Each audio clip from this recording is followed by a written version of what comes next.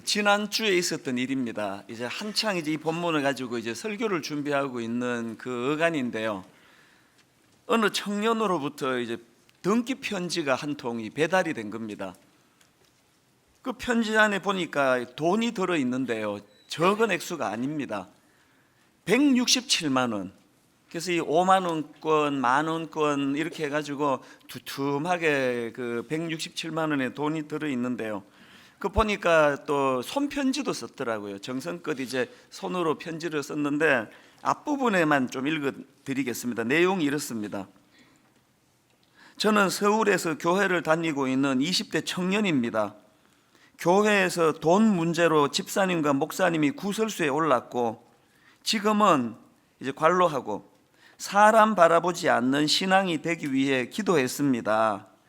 그래서 지금은 회복되었지만 그 당시 교회가 물질적인 걸로 문제가 생기다 보니 11조는 하나님께 드리는 거지만 도저히 마음이 안 따라서 그냥 일단 모았습니다. 이렇게 시작하는 내용이 쭉 열거가 되는데요. 이 봉투 안에 이런 빨간 봉투가 또 안에 들어져 있는데 이게 뭐냐 보니까 여기에 그 맨 위에다가 11조 봉투 이렇게 써놓고요. 이 한 면이 이게 보니까 이게 2016년 상반기 동안 이분이 그 수입한 거예요. 그래서 여기 보니까 어떤 거는 3만 원, 또 어떤 건 2만 원, 또 어떤 건 만 원, 또 좀 큰 금액은 40만 원. 뭐 이렇게 이 항목이 쭉 열거가 되는데요. 이 헌금들을 보니까 2016년 2월 달부터 그 수입을 가지고 11조를 모아 가지고 이 봉투에 담아 온 거예요. 그 제가 이 빨간 봉투를 보는데 이 가슴이 먹먹해지는 거예요. 기성세대로서 참 부끄러웠습니다. 이 20대 청년은 어떻게 해서든 잘 믿어보겠다고 이렇게 애를 쓰는데 세상에 이렇게 모아진 이 헌금을 믿고 맡길 데가 없어가지고 이걸 지금까지 이걸 보관하고 있었다는 이게 얼마나 이게 부끄럽고 참 민망한지 그 제가 안에 헌금은 그 사무실로 전달해 주고는 오전 내내 이 봉투를 책상 위에 올려놓고 물끄러미 쳐다보는데 그렇게 자꾸 눈물이 나더라고요. 오늘 우리 같은 기성세대 또 우리 목회자들이 이 젊은이들한테 범하는 죄가 이게 뭘까? 그런 생각을 하면서 제가 참 마음이 먹먹하게 오전을 보냈는데요. 그러다가 제 마음의 결심이 뭐냐면 이 봉투를 내가 보관을 해야 되겠다.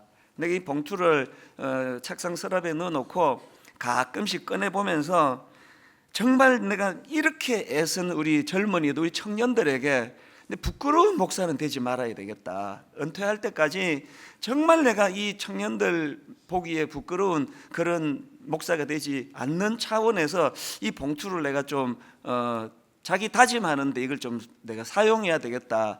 그런 생각을 하면서 그날 오전을 보냈었습니다. 사실 여러분 우리가 이 땅을 살아가면서 너무나 이 죄의 유혹이 많은 시대를 살다가 보니까 이런 그 결의에 찬 자기 선포 이게 좀 필요한 것 같습니다. 오늘 본문 로마서 6장에도 이런 그 바울의 선포가 두 번이나 나오는데요. 자, 오늘 본문 6장 15절입니다.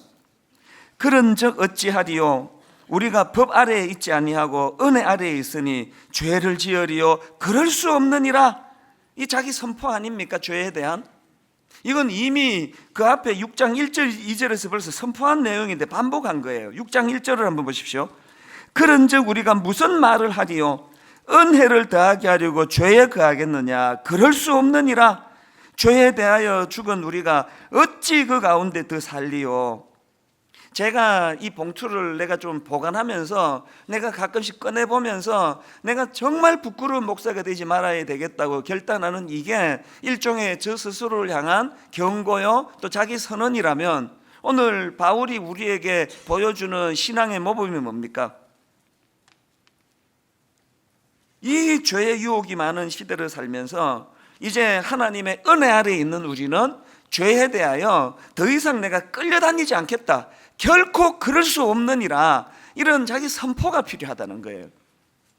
그래서 저는 오늘 지난주에는 우리가 피 흘리기까지 죄의 유혹과 맞서 싸워야 한다, 이런 주제로 제가 말씀을 드렸다면, 이제 오늘은 한 걸음 더 나아가 가지고 그렇게 피 흘려 싸우기까지 죄와 맞서 싸워서 승리하는 그런 그리스도인의 삶을 살아야 되겠다, 이제 그런 주제로 이제 오늘 말씀을 좀 나눠보려고 하는데요.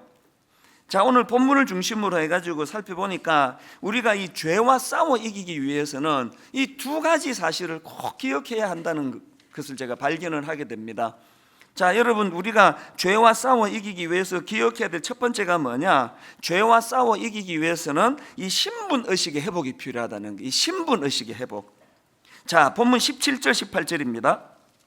하나님께 감사하리로다. 너희가 본래 죄의 종이더니 너희에게 전하여 준 바 교훈의 본을 마음으로 순종하여 죄로부터 해방되어 의에게 종이 되었느니라. 바울이 갖고 있는 자기 정체성이 뭡니까?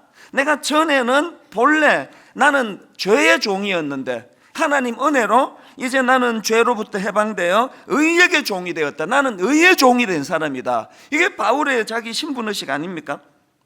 이런 바울의 자기 정체성, 이 신분의식이 바울의 삶에 얼마나 큰 영향을 미쳤는지 앞에서 바울이 죄에 대해 가지고 결코 그럴 수 없느니라 단호하게 거부할 수 있는 힘, 이게 하나님의 자녀로서의 그 자기 정체성, 신분의식에서 나오는 힘 아닙니까? 뿐만 아니라 이 17절 18절에서 보여주었던 신분의식이 바로 그 다음 나오는 19절 하반절에서도요, 이제는 너희 지체를 의에게 종으로 내주어 거룩함에 이르라. 제가 새삼 발견하는 게요, 이 거룩이라는 거, 이게 뭐 결의해서 되는 거 아니에요. 이 거룩은 누구에게서 나오느냐? 나는 이제 더 이상 죄의 종이 아니다. 나는 하나님의 자녀가 되었다. 나는 거룩한 하나님의 백성이다. 이런 자기 정체성에서 나오는 게 거룩이라는 열매라는 것입니다. 그래서 저는 가끔씩 요한일서 3장 1절 말씀을 되뇌이곤 하는데요, 여기도 선포가 나옵니다. 보라, 아버지께서 어떠한 사랑을 우리에게 베푸사 하나님의 자녀라 일컬음을 받게 하셨는가. 우리가 그러하도다. 이게 자기 정체성 아닙니까? 온통 그냥 세속적인 가축 안에 물들어가지고 껍데기만 볼 수밖에 없는 이 세상 사람들은 나를 어떻게 보는지 몰라도 영안을 열고 볼 때 나는 십자가로 구원받은 하나님의 백성이다. 나 시시한 사람 아니다. 이 그 다음 말씀이 기가 막힙니다. 그러므로 세상이 우리를 알지 못함은 그를 알지 못함이니라. 오늘 적어도 우리한테 이런 자기 스스로에 대한 이 신분의식, 자기 정체성, 이런 건강한 자기 정체성이 있으면요, 뭐 일시적으로 좀 실패한 거, 일시적으로 좀 어려움에 빠지는 거, 경제적으로 좀 어려움을 겪는 거, 이런 것 때문에 자기 스스로를 그렇게 비참한 자리로 몰고 가지 않습니다. 지난주에 제가 말씀드렸던 그 삼손만 해도 그렇지 않습니까? 만약에 삼손이 이 바울이 가졌던 이런 신분의식을 가졌다면요, 나는 나실인이다. 하나님께서 내가 이 땅에 날 때부터 특별한 사명을 주시기 위하여 나를 이 땅에 보내주신, 나는 사명을 가진 존재다. 만약에 삼손이 그런 자기 정체성이 있었다면 그 들릴라라는 여자가 유혹할 때 넘어가겠습니까? 또 뭐 일시적으로 또 뭐 인간이라서 잠깐 넘어갔다 할지라도 그렇게 그냥 끝간데 없이 끌려가 가지고 두 눈알이 뽑힐 때까지, 비참하게 인생이 그냥 몰락할 때까지 그렇게 끌려다녔겠냐고요. 그럴 수가 없습니다. 그렇기 때문에 우리가 자꾸 우리 스스로에 대하여 이 내 정체성, 나는 하나님의 사람이다, 그런 면에서 저는 우리 부교육자들에게도 요구하는 게 있고요, 또 제 스스로도 그렇게 마음에 담고 늘 되뇌이는 영어 단어가 하나 있는데 디그니티라는 단어, 저는 이 단어를 굉장히 소중히 여기거든요. 이 디그니티라고 하는 이 단어는 우리말로 하면 품위, 또 자존감, 이런 뜻이에요. 제가 왜 이 디그니티라는 이 단어를 그렇게 소중히 여기겠습니까? 자기 정체성 아닙니까? 내가 적어도 하나님의 종으로 말씀을 전하는 그런 거룩한 직분을 부여받았는데 이 자기 정체성이라는 거예요. 이 뭐 밥은 굶어도 이거 놓치면 안 되는 거 아닙니까? 제가 잘 아는 어느 권사님이 있는데요, 이 권사님이 젊은 시절에 이제 그 목사님에게 좀 실망했던 이야기를 해주는 걸 내가 들었습니다. 그 80년대는 뭐 집에 차가 뭐 거의 없거나 있으면도 한 대밖에 없고 이런 시대다 보니까 여성분들이 이제 자가 운전을 거의 하지 않던 시대인데요. 이제 이분은 그 자가용을 몰고 다녔습니다. 그러니까 이제 교회에서 무슨 부흥회가 있었는데 담임 목사님이 부탁을 한 거예요. 집사님, 이 담임 목사님이 이제 점심을 대접해야 되는데 이 차를 갖고 있는 성도가 많지 않으니까 집사님이 좀 그렇게 좀 섬겨 주시면 좋겠습니다. 그래서 이제 이 권사님이 젊은 집사님 시절에 이 두 분 목사님, 담임 목사님하고 또 강사 목사님을 이제 뒤에 모시고는 이제 운전해서 식당으로 이제 간 적이 있다는 거예요. 근데 그 과정에서 이분이 목사님들한테 그 대화를 들으며 엄청 실망했다는 거예요. 어떻게 목사님들 대화가 그러냐고. 그래서 무슨 대화를 나누던데요? 그랬더니 들어보니까 뭐 별 나쁜 대화가 아니에요. 저도 하는 이야기고 우리 목사님들 모이면 그런 얘기 나누는 그런 이야기를 하더라고요. 이게 그렇게 실망스러운 내용이 아닌데 왜 이분은 그날 목사님들의 대화를 보면서 그렇게 실망을 했을까 생각해 보니까 이게 기대감의 문제 아닙니까? 이 젊은 집사님 생각에 이제 두 목사님의 대화는 자기들이 하지 않는 홀리 그런 대화를 할 줄 알았더니 그냥 자기들하고 똑같이 뭐 먹는 문제, 자는 문제, 입는 문제 그런 대화를 하니까 그게 실망이 되더라는 거예요. 이게 그 기대감의 문제 아니겠습니까? 그래서 저는 우리 교회 그 부목사님들한테 항상 하는 얘기 이거예요. 지금 하나님은 그리고 성도님들은 우리를 이 어려운 영적 전쟁에 고급 장교로 생각하고 계시는데 우리는 우리 스스로를 지금 이등병처럼 생각하는 거 아니냐? 여러분들이 저 같은 목회자한테 요구하는 게 뭐예요? 자기는 막 그렇게 고급 자동차 몰고 다니고 막 외제차도 타고 하면서 오늘 제가 여러분한테 이제 뭐 교회도 커지고 해서 이제 앞으로는 저는 그 벤처를 타기로 했습니다. 벤처를 살 계획이에요. 그러면 여기 한 80%는 시험에 빠지고요. 이 중에 한 50%는 교회를 옮기려고 그럴 거예요. 이제 저 목사가 타락해가지고 이제 슬슬 교회를 옮길 때가 됐다. 아마 그러실 거예요. 왜 자기는 그 고급 외제 승용차를 아무 생각 없이 타면서 제가 타면 안 되느냐고. 이 기대감의 문제, 기대감. 우리는 이 세상에 이렇게 살아가도 목사님은 안 그랬으면 좋겠다. 그 기대 아닙니까? 여러분이 지금 저한테 뭘 바라세요? 좋은 차 타도 안 된다. 명예를 탐해도 안 된다. 여성을 향해 눈길도 줘서는 안 된다. 이 모든 걸 여러분이 저한테 요구한다면 아셔야 되는 게 세상 사람들이 여러분에게 요구하는 게 그거랑 똑같다는 걸 아셔야 돼요. 사실 여러분 우리 그리스도인들이 유난히 인간 말종들만 모이는 건 아니잖아요. 근데 아무리 봐도요 여기 오신 분들 보면은 세상 사람들보다 도덕적으로 다 평균 이상이에요.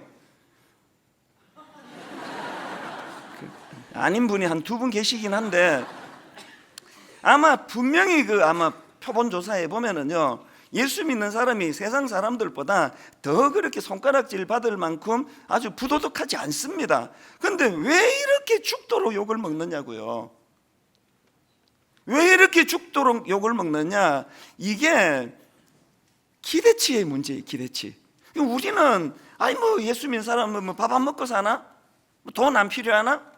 그러고 우리는 그렇게 사는데요 세상 사람들은 우리를 향해서 네가 그리스도인이면 우리랑 좀 달라야 되는 거 아니냐. 이 신분의식의 문제거든요.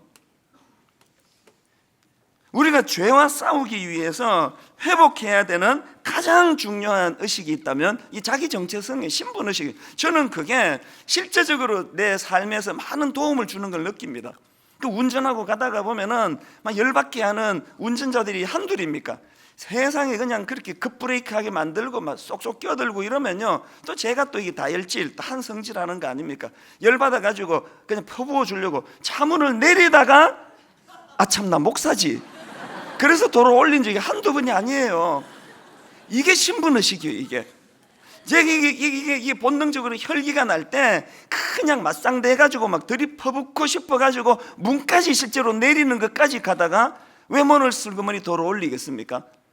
내 존재감, 정체성, 나는 강단에서 말씀 전하는 목사지. 누구랑 싸우려고 하다가도 내 이 신분의식이 떠오르면은요 그게 다 해결이 되는 경우를 많이 경험했습니다. 이게 자기 정체성이라는 거예요. 여러분에게 이런 그 디그니티, 하나님의 자녀로서의 이 정체성이 있느냐, 이 점검을 해야 되는 거예요.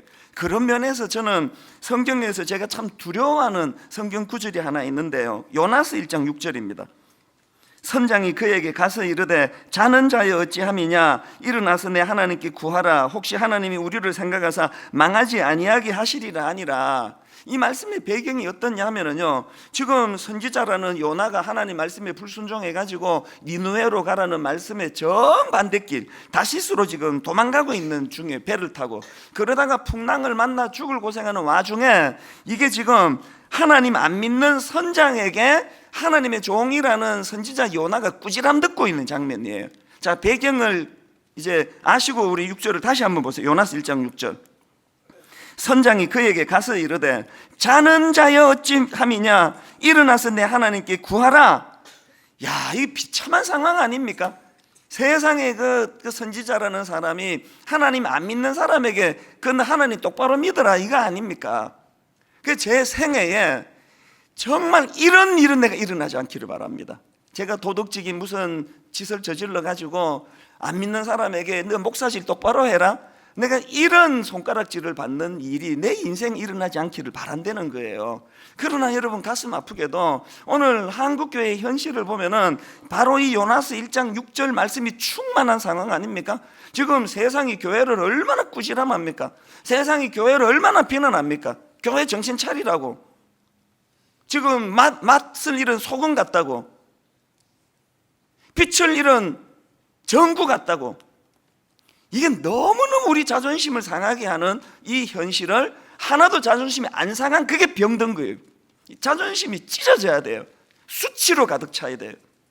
어떻게 하나님의 택한 선지자, 그것도 엄청난 사명을 받은 그 선지자 요나가 하나님 안 믿는 그 선장에게 이렇게 대놓고 꾸지람을 들을 수가 있는가? 그래서 여러분, 우리가 죄와 싸우기 위해서는 내가 그리스도인이라고 하는 이 신분의식을 회복해야 되는데요. 자, 근데 여러분, 여기서 제가 말씀드리는 이 신분의식에 대해서 오해하시면 안 됩니다. 죄와 싸워 이기기 위해서는 신분의식을 회복해야 된다는 이 말씀을 잘못 듣고, 맞아, 나 예수 믿는 사람에게 주먹을 불끈 쥐고 내 한번 제대로 살아봐야지, 이 결의하라고 드리는 말씀이 아니에요. 이 로마서 6장의 구절을 보면요, 이 신분의식이 무엇으로 연결이 되는가 하니까 그리스도와의 연합으로 연결되는 걸 볼 수가 있습니다. 자, 로마서 6장 3절을 보십시오. 무릇 그리스도 예수와 합하여 세례를 받은 우리는 그의 죽으심과 합하여 세례를 받은 줄을 알지 못하느냐. 여러분, 내가 그리스도의 십자가로 하나님의 자녀가 되었다는 이 신분의식이 회복되었다는 말씀은 이제 더 이상 그 죄와 나 홀로 싸우는 인생이 아니라 날 위해 십자가 지신 예수 그리스도와 연합하여 그분과 함께 싸우는 인생이 되었다는 걸 인식하는 삶, 이게 우리 정체성의 문제예요. 여러분, 그리스도와의 연합이 뭡니까? 로마서 6장에서 강조하는 그리스도의 연합이라는 것은 예수님께서 십자가 지시는 걸로 우리 죄 문제를 위하여 난 너희들을 위하여 십자가를 내가 져주마, 그리고는 십자가에서 그 고통을 다 감당하시고 그렇게 죽으시고는 난 내 할 일 다 했다, 나 간다, 이제 니들이 알아서 해라, 이렇게 하지 않으시고 십자가에서 죽으신 그리스도께서 오늘 우리와의 이 신비로운 연합을 통해 우리 안에 내주하고 계시고 우리와 함께 이 죄와 싸우는 일을 오늘도 주님께서 그 일에 우리와 함께 하신다는 거예요. 그래서 이 그리스도의 연합이라는 교리를 잘 이해하려면요, 이 그리스도와의 연합에는 성령님이 일하심이 계세요. 성령님은 오늘도 우리가 홀로 싸우는 인생이 아니라 십자가 지신 예수 그리스도, 그분을 소개하는 역할을 하고 계시거든요. 우리가 강도짓을 해서 죄인이 아니고요, 이 하나님 주신 이 놀라운 이 시스템을 무시하고 예전 습관 그대로 나 혼자 살아가는 인생으로 살아가는, 이게 죄라는 거예요. 지금 우리 대통령이 5%까지 지금 지지도가 내려갔더라고요. 이게 지금 뭐 국가적인 위기예요. 이 지금 국민들이 대통령을 지도자로 인정을 안 한다 하면은 이제 그 공백을 어떻게 메꾸느냐고요. 근데 여러분, 가만히 한번 생각을 해보세요. 왜 이렇게 국민들이 지금 분노하느냐고요. 어떤 의미에서는 그 이상으로 국민들이 실망하는 게 뭐냐, 국민들이 대통령으로 뽑고 나라를 위해 일하도록 하면서 청와대 시스템을 만들어줬잖아요. 수많은 고급 인재들을 참모로 또 헬프하는 많은 일꾼들로 보내줘가지고 시스템을 구축해 줬는데, 이 대통령께서 가슴 아프게도 이 공식적인 이 시스템을 활용하지 않고 최순실이라고 하는 한 개인 비선을 통해서 일한 것들이 이게 가장 큰 문제라는 거예요. 뭐 최순실이라는 사람이 뭐 얼마나 문제가 많고 저지르고는 그 다음 문제예요. 오늘 우리가 이런 사건들 앞에서 영적으로 우리 자신을 돌아봐야 되는 게 뭐냐, 하나님께서 지금 그리스도와의 연합이라고 하는 이 아름다운 영적 시스템을 우리에게 주셨는데 우리는 그걸 활용하지 않고 그걸 무시하고, 난 나를 믿어, 나 이 시스템 필요 없어, 혹은 엉뚱한 잘못된 어떤 그런 세상의 잡신을 의지하고 그와 손을 잡고 노력을 하고 일하고 한다면은 그게 죄라는 거예요. 오늘 우리가 국가적으로도 우리 기도해야 되는 게 뭐예요? 하나님, 그 청와대에도 예수 믿는 사람 많을 텐데 정말 고급 인재들이 이 국가를 위하여 일할 수 있도록 인재들이 제대로 등용이 되고, 그런가 하면은 그 젊은 인재들이 마음껏 국가를 위하여 일할 수 있도록 이 시스템이 가동이 되도록 그 기도를 해야 되는 거 아닙니까? 아울러 영적으로도 마찬가지예요.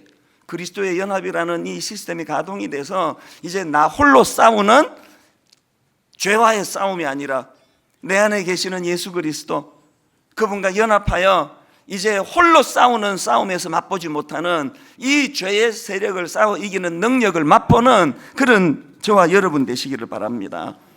그래서 이 성경에 보면요, 그리스도인들의 자기 정체성을 설명하는 구절이 굉장히 많습니다. 자, 갈라디아서 2장 20절을 보십시오. 내가 그리스도와 함께 십자가에 못 박혔나니 그런즉 이제는 내가 사는 것이 아니요 오직 내 안에 그리스도께서 사시는 것이라. 그리스도와 연합 아닙니까? 이제 내가 육체 가운데 사는 것은 나를 사랑하사 나를 위하여 자기 자신을 버리신 하나님의 아들을 믿는 믿음 안에서 사는 것이라. 심지어는 빌립보서 1장 1절에 보면은 바울이 믿는 사람을 어떻게 규정하느냐, 자 1장 1절을 보십시오.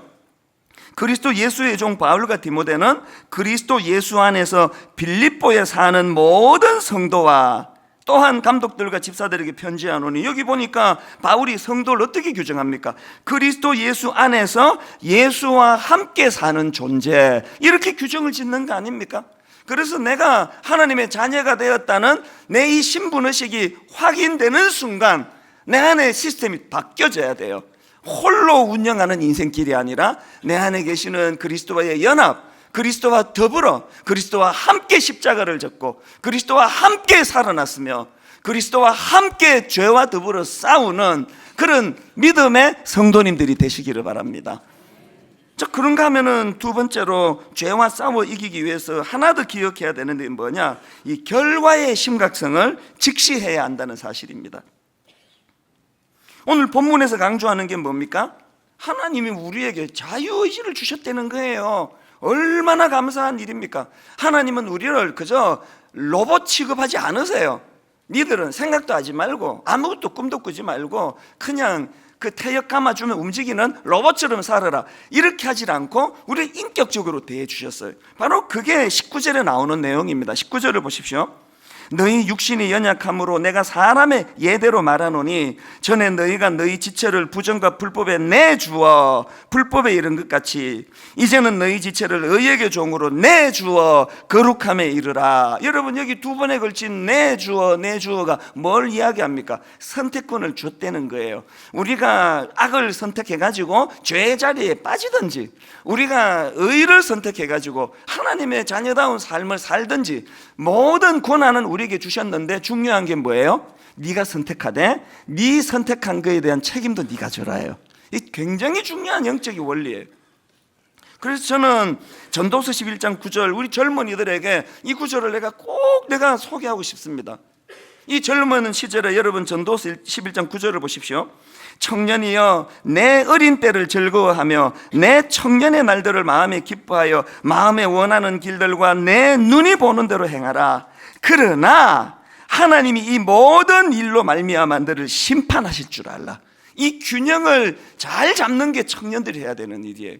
여러분, 이 젊음을, 하나님 주신 이 놀라운 이 풍성한 인생을 여러분 원하는 대로 즐기세요. 기뻐하세요. 누리세요. 어떤 제한도 없습니다. 모든 자유를 여러분에게 다 주셨습니다. 그러나 여러분이 선택한 것에 대한 책임은 반드시 여러분이 지게 돼 있다는 게 인생의 법칙이에요. 자, 그러면 우리가 선택한 것에 대하여 어떤 책임을 우리가 져야 됩니까? 두 가지로 제가 정리를 해봤는데요. 여러분, 우리가 선택한 것에 대해서 첫째로요, 우리는요, 우리가 선택한 것에 대한 지배를 받게 돼 있다는 것입니다. 16절을 다시 보십시오. 너희 자신을 종으로 내주어 누구에게 순종하든지, 그 다음 보세요. 그 순종함을 받는 자의 종이 되는 줄을 너희가 알지 못하느냐. 내가 선택하면 그 선택한 것에 내가 영향을 받는다, 지배를 받는다는 거예요. 우리 대통령이 청와대에 있는 그 시스템을 활용하지 않고 최순실이라고 하는 그 어떤 그 사람의 영향을 받았다 하는 것은 우리가 알잖아요. 대통령이 그 사람의 영향을 계속 받아왔다는 걸 우리가 알고 있는 거 아닙니까? 영적으로 같은 이야기예요. 여러분은 지금 누구의 영향을 받고 삽니까? 그게 여러분이 택한 거예요. 그래가지고 여러분, 그 미국 작가 소코트 그 피처제랄드라는 이름을 가진 작가가 했던 유명한 말 아마 다 아실 거예요. 이렇게 이야기했습니다. 처음에는 내가 술을 마시고, 다음에는 술이 술을 마시고, 그 다음에는 술이 너를 마신다. 뭐 이런 그 소코트라는 작가가 뭐 한 말이 아니라도 저 어릴 때 우리 어른들이 이런 이야기 하는 건데 많이 들었습니다.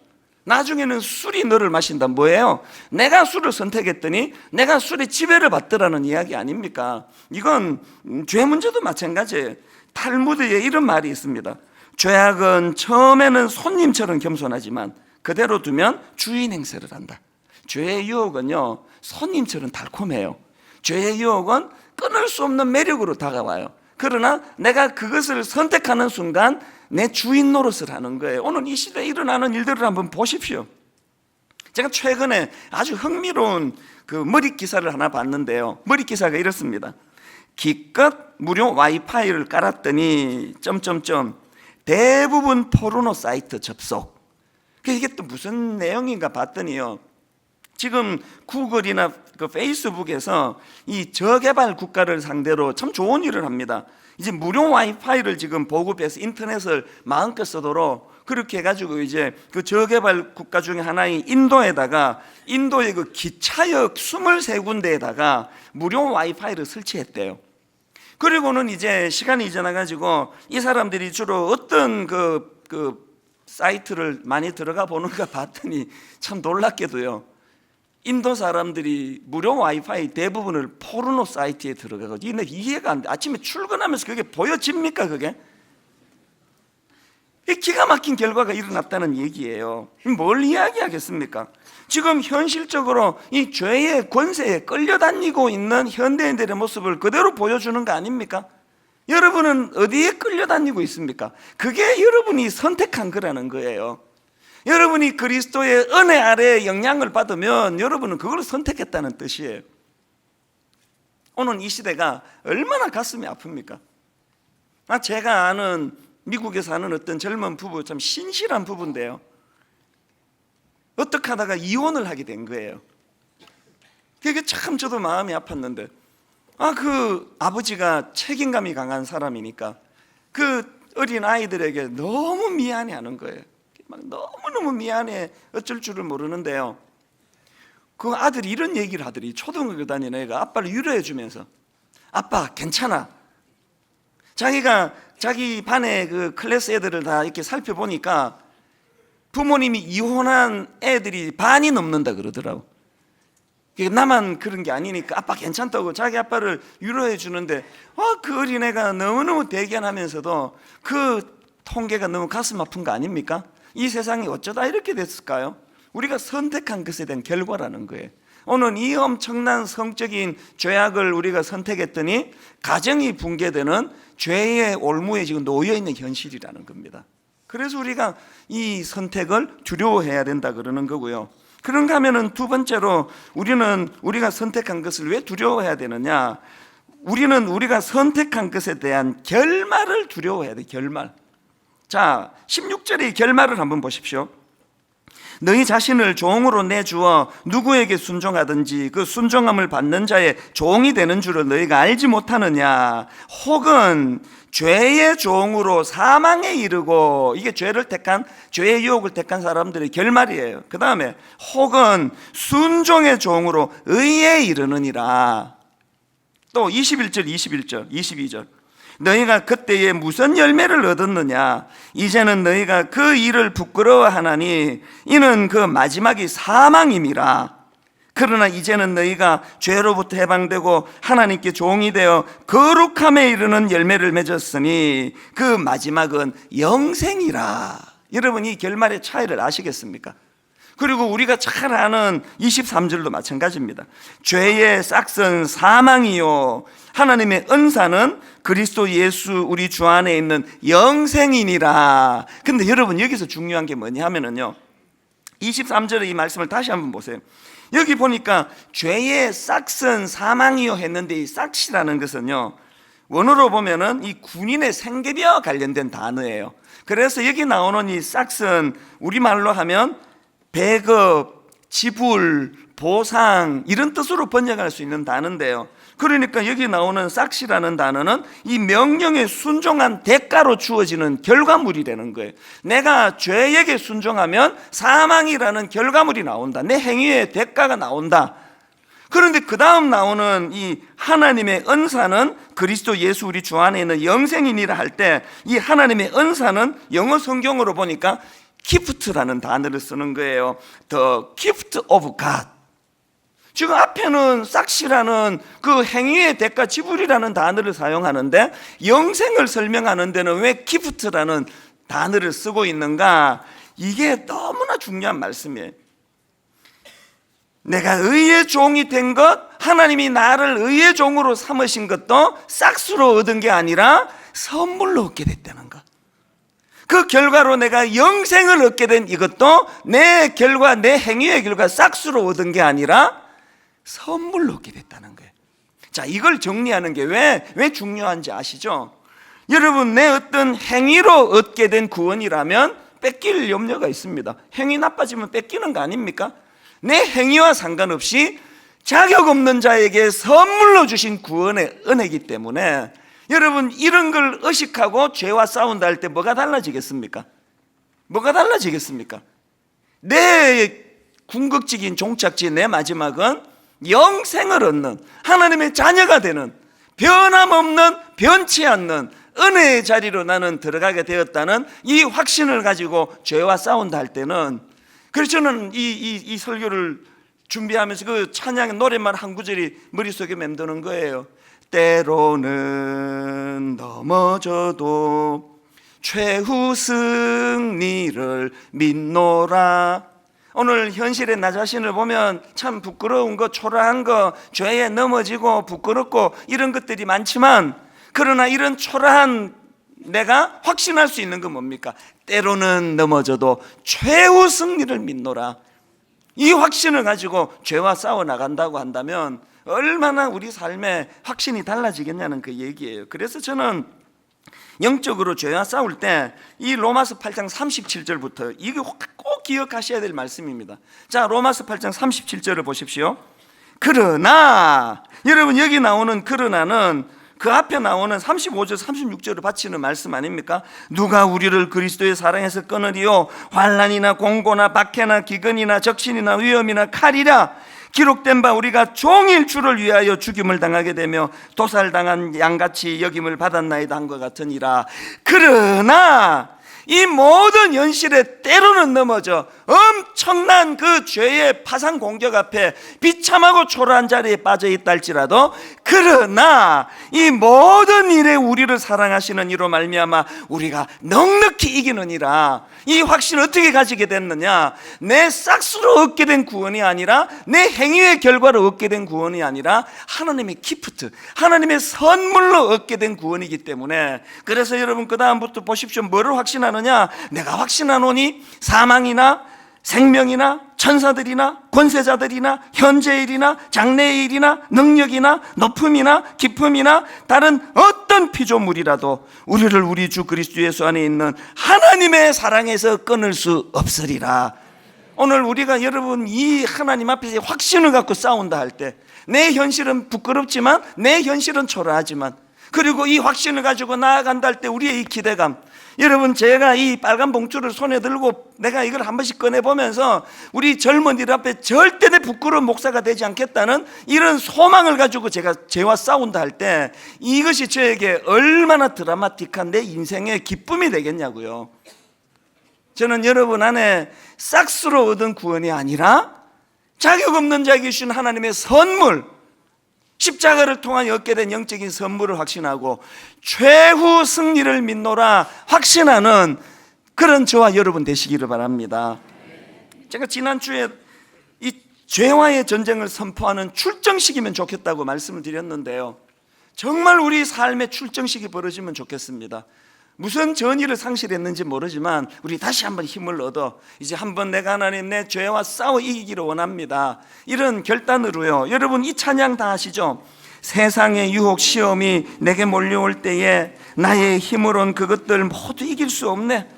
이게 현실 아닙니까? 거짓과 속임수로 가득 찬 세상에서 어디로 갈지 몰라 머뭇거리고 있네. 이 답답한 현실에서 우리가 싹수로 얻은 구원이 아니라 하나님의 선물, 은혜로 얻은 구원을 확신하고 예수 그리스도를 바라볼 때 그리스도와의 연합, 주님이 힘 주실 줄로 믿습니다. 우리 찬양같이 힘을 얻어서 이렇게 찬양합니다. 세상의 유혹 시험이 내게 몰려 나의 힘으로 그것들 모두 이길 수 없네. 거대한 폭풍 가운데 위축된 나의 영혼, 어찌할 바를 몰라 헤매이고 있을 때, 여러분 그럴 때 주님을 바라봅니다. 주를 찬양,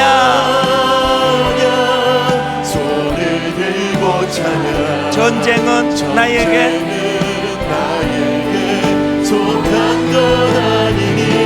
주를 찬양,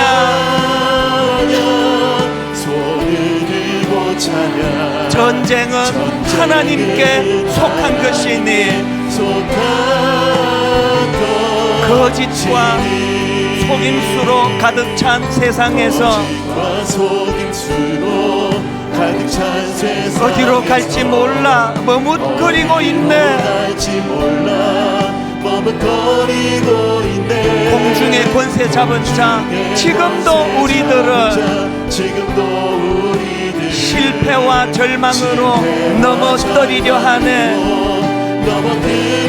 여러분 이럴 때 어떻게 해야 됩니까? 주님을 찬양합니다. 주를 찬양, 손을 들고 찬양. 전쟁은 나에게 속한 것 아니니 주를 찬양, 손을 들고 찬양. 전쟁은 하나님께 속한 것이니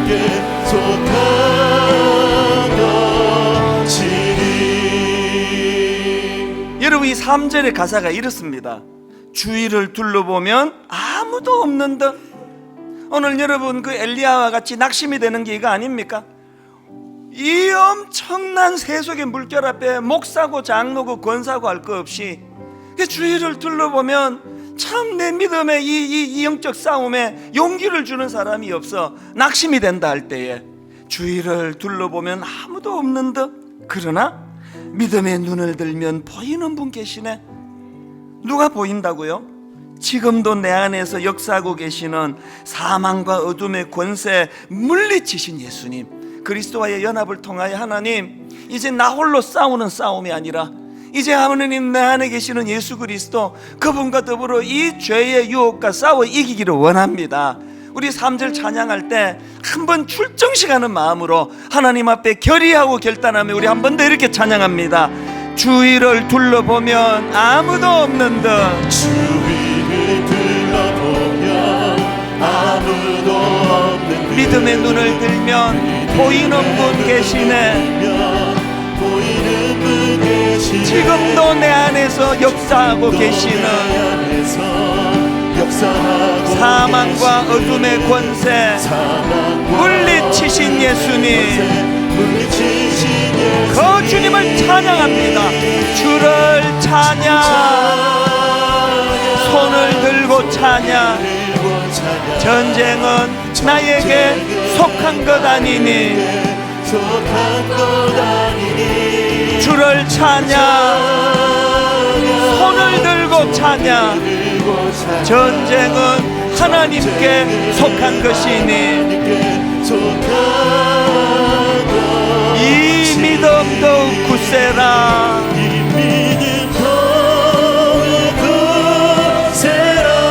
주가 지켜주신다. 어두운 밤에도 주의 밝은 빛 인도하여 주신다. 주님이 뜻하신 일 헤아리기 어렵더라도 그러나 내가 확신하는 한 가지, 언제나 주 뜻 안에 내가 있음을 아노라. 여러분, 이 말씀의 능력을 아십니까?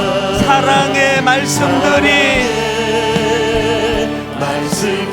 더욱 나를 더욱 새롭게 하니.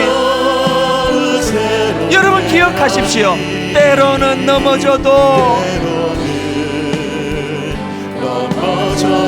최후 승리를 믿노라. 아멘. 이 믿음 가지고, 이 믿음 더욱 굳세라. 주가 지켜주신다. 어두운 밤에도 주의 밝은 빛 인도하여 주신다. 우리 마지막으로 확신을 가지고, 이 믿음 더욱 굳세라. 그리스도와의 연합입니다. 주가 지켜주신다. 어두운 밤에도 주의 밝은 빛 인도하여 주신다.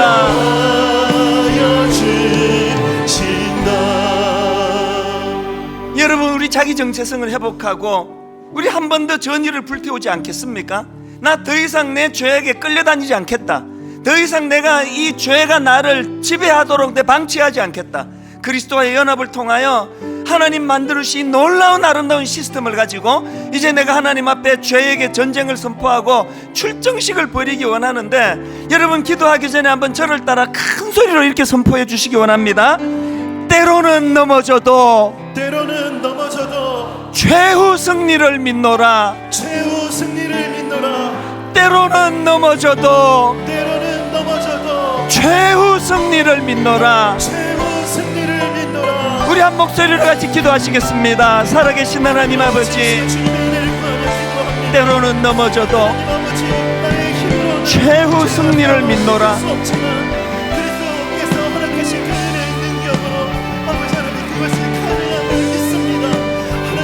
살아계신 하나님 아버지, 때로는 넘어져도 최후 승리를 믿노라. 싹수로 얻은 구원이 아니라 자격 없는 자에게 하나님의 선물로 얻게 된 영생이고 구원이 오니, 아버지, 나는 최후 승리를 믿습니다. 최후 승리를 저는 믿사오니 그리스도와의 연합을 통하여 그리스도와 더불어 싸워나가기를 원하오니 하나님 은혜 주시기 원합니다. 하나님 아버지, 현실이 참 부끄럽습니다. 우리 젊은 크리스찬들 앞에 민망합니다. 저렇게 잘 믿어보려고 애쓰는 젊은이들 앞에 교회가 도대체 저들에게 낙심받게 시켜주지 않는 현실입니다만, 그러나 오늘의 내가 초라하다 할지라도 때로는 넘어져도 최후 승리를 믿는 믿음은 하나님이 구원의 은혜의 역사가 내 수고의 공로, 내 애씀의 공로, 싹수로 얻은 것이 아니라 하나님의 선물로 받게 된 것임을 믿기 때문입니다. 하나님의 선물로 받은 이 은혜의 구원이기 때문에 아버지, 우리는 결국은 주님의 은혜의 승리, 최후 승리, 영생의 자리로 나아갈 줄로 믿사오니 오늘 내 자신을 보고 참 초라하고 낙심이 되고 기운이 빠진다 하더라도 다시 한번 정의를 불태우며 그리스도와 연합하여 주님과 더불어 죄에게 전쟁을 선포하며 한 번 더 아버지 싸울 의지를 허락해 주시고 싸워 이길 확신을 허락하여 주시옵소서. 예배가 주는 능력을 맛보면서 이번 한 주간 동안 그렇게 승리의 자리로 나아가도록 인도해 주시기 원하옵고 예수님 이름으로 기도드립니다. 아멘.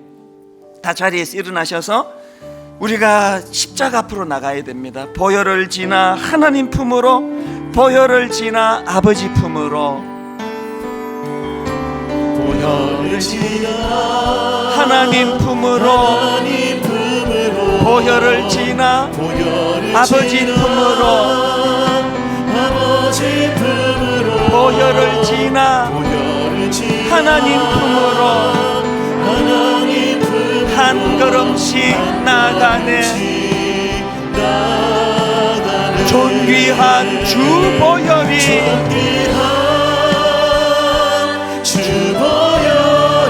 내 영을 새롭게 하시네.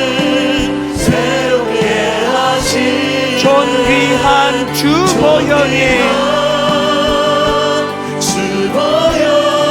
내 영을 새롭게 하네.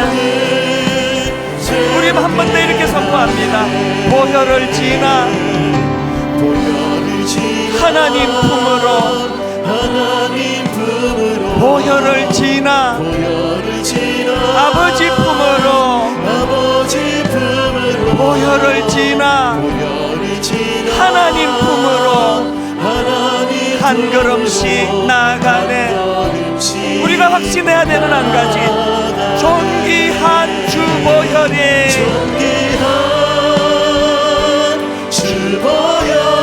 내 영을 새롭게 하시네. 존귀한 주 보혈이 내 영을 새롭게 하네.